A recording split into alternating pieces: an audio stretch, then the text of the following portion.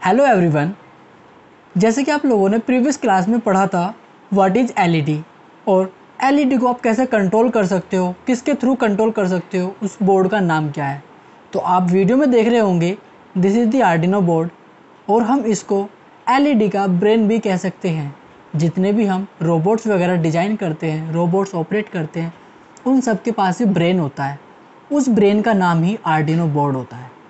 तो Arduino board के बारे में आज हम थोड़ी सी बेसिक नॉलेज जानेंगे कि आर्डिनो बोर्ड में कौन कौन से पार्ट्स का क्या क्या यूज होता है। तो आप देख रहे होंगे वीडियो में हमारे आर्डिनो बोर्ड में 3 सेक्शंस होते हैं। एक सेक्शन है डिजिटल सेक्शन, जिसके अंदर 14 डिजिटल पिन्स होती हैं, जिसमें से 0 और 1 हमारी रिसीविंग एंड ट्रांसमिटिंग पिन होती है, जिसका यूज़ आप करते हो सिर्फ ब्लूटूथ और अदर मॉड्यूल्स को डेटा ट्रांसमिट और रिसीव करने के लिए। बट 0 और 1 को छोड़कर बाकी जो 2 से 13 तक पिन होती है वो हमारी डिजिटल पिन होती है। उन पिन के थ्रू आप डेटा रीड एंड राइट कर सकते हो, यानी कि इनपुट और आउटपुट दे सकते हो। हमारे जो पास जो डेटा आता है वो 0 और 1 की फॉर्म में आता है, या हम कह सकते हैं इन्फॉर्मेशन हमें 0 और 1 की फॉर्म में मिलती है डिजिटल सेक्शन से। अब सेकंड सेक्शन होता है हमारे पास एनालॉग सेक्शन। एनालॉग सेक्शन में 6 एनालॉग पिन्स होती है, जिनका यूज़ हम एनालॉग सेंसर्स को कंट्रोल करने के लिए करते हैं। एनालॉग वैल्यू हमारी 0 से 1023 की फॉर्म में आती है, या हम कह सकते हैं ये एक तरह का साइज़ होता है या बिट साइज़ होता है जो मॉड्यूल से इंफॉर्मेशन आती है उसको स्टोर करने का काम करता है। अब जानते हैं पावर सेक्शन के बारे में। पावर सेक्शन में हमारे पास 2 पॉजिटिव पिन होती है।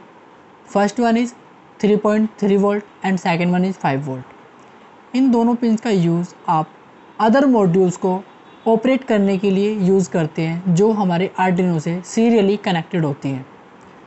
एंड 2 ग्राउंड पिन्स होती हैं एंड थर्ड ग्राउंड पिन हमारी डिजिटल सेक्शन के अंदर होती है।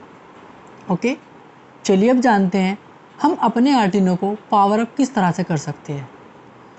आप देख रहे होंगे ये हमारे पास एक USB जैक है, जिसका यूज़ आप अपने आर्डिनो को प्रोग्राम करने के लिए करते हैं। इस जैक के थ्रू आप हमारे पास एक डेटा केबल होती है, जिसको हम A to B type data cable बोलते हैं। इस डेटा केबल को हम इसमें कनेक्ट करते हैं और अदर हम लैपटॉप में कनेक्ट करते हैं और इसके अंदर प्रोग्राम अपलोड करते हैं। ठीक है, और इसके थ्रू हम अपने आर्डिनो को पावर अप भी कर सकते हैं। और सेकंड ऑप्शन होता है हमारे पास बैरल जैक। बैरल जैक से आप 7 वोल्ट से 20 वोल्ट तक की सप्लाई आप प्रोवाइड करा सकते हो। इसका काम सिर्फ अंदर 5 वोल्ट को सेंड करना होता है। क्यों? क्योंकि हमारा आर्डिनो 5 वोल्ट पर ही ऑपरेट होता है। अगर आप इसे 7 से 20 वोल्ट तक कितनी भी सप्लाई दोगे, ये अंदर सिर्फ 5 वोल्ट पहुँचाता है। ठीक है, थर्ड ऑप्शन होता है हमारे पास पावर सेक्शन के अंदर। आप देख रहे होंगे V in and ground pins होती है। इन पिन्स के थ्रू आप अपने आर्डिनो को पावर अप कर सकते हो with the help of 9 volt battery. Okay, चलिए अब थोड़ा सा और जान लेते हैं कुछ बेसिक्स पार्ट्स के बारे में। आप देख रहे होंगे एक रेड बटन है, इसको हम बोलते हैं रीसेट बटन। इस बटन का यूज़ हम अपने आर्डिनो के प्रोग्राम को रीसेट करने के लिए करते हैं। ठीक है, एंड आप यहाँ पर देख रहे होंगे एक सिल्वर कलर का क्रिस्टल ऑस्किलेटर लगा होता है। इसका नाम ही क्रिस्टल ऑस्किलेटर है।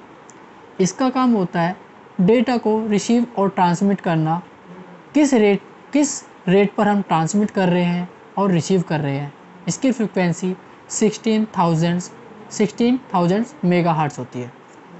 ओके, अब इसकी आईसी के बारे में जानते हैं। आपने जाना था आर्डिनो के पास एक माइक्रो कंट्रोलर होता है, जिसका नाम होता है ATmega 328P।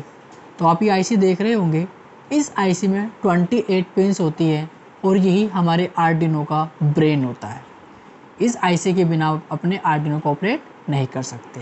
ठीक है, तो आज हमने जाना आर्डिनो के बेसिक्स पार्ट्स के बारे में, आर्डिनो के किन पिन्स का यूज़ आप किस तरह से कर सकते हैं। ठीक है।